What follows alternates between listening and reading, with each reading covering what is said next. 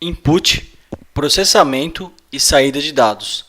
É muito importante que antes mesmo que você pense em programar e aprender C#, que você entenda que um software ele recebe entrada de dados, aí ele faz um processamento em cima de uma lógica de negócio e depois ele dá uma saída. A saída pode ser verdadeira, falsa, uma mensagem, uma geração de algum arquivo, alguma coisa tem que sair.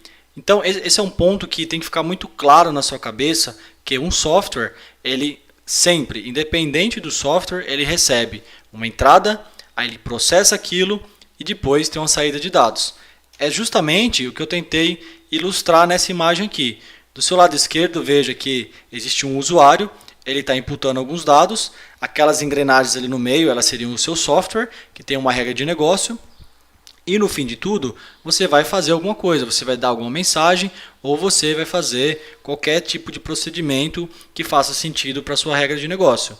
Um bom exemplo disso também é um e-mail. Aqui, por exemplo, você vai entrar aqui no seu e-mail, você está inputando dados. Então, por exemplo, rai.silva@outlook.com.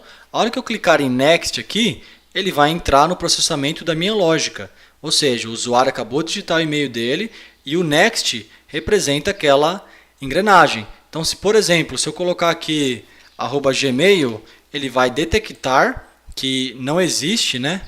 Nesse caso aqui, e aí ele vai falar, olha, deu certo ou não.